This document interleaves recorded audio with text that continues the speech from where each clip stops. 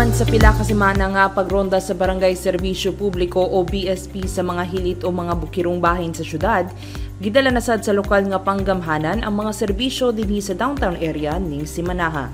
Ronda sa BSP ang Barangay 5A Bangkerohan kung diin gatusan ka mga Dabawenyo ang nabulahan sa mga serbisyo sa Davao City Government. O kini mismong gipangunahan ni Mayor Baste Duterte kinsa personal nga nakig-abi-abi sa mga residente ug naminaw sa ilang mga tuyo. Sa mensahe ni Mayor Baste, ikihatagan ni ini og gimbug-atong ang importansya sa edukasyon alang sa mga kabataan. Ayaw na musugot og binuang, ayaw ko musugot og binuang. Ang mga bata pirmi nasa sulod sa eskwelahan. Importante kaayo aron di magdako nga bugoy. Sulod sa eskwelahan, aron makahuman gid og eskwela. Ipag-abot sa panahon, pila ka tuig lang na ihapon nimo, pagmata nimo ugma. Graduate na o college, graduate na o high school. So, importante kaayo nga tanang mga batanon karon usodong eskwelahan aron di maglisod mangitag trabaho.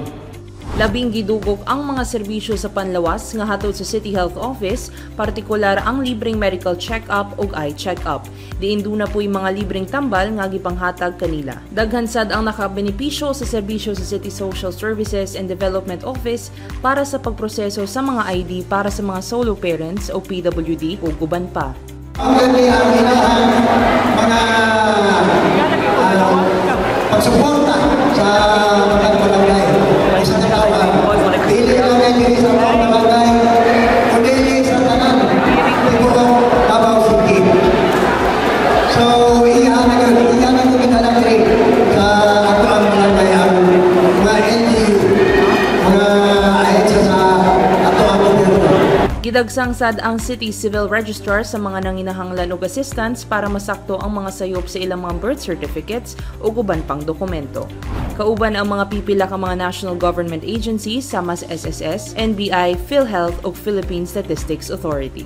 Magpadayon ang Barangayan Serbisyo Publiko sa pagronda sa mga barangay nga usa ka pagtuman sa tahas ug saad sa lokal nga panggamhanan sa paghatod sa mga dekalidad nga serbisyo sa tanang Dabawenyo.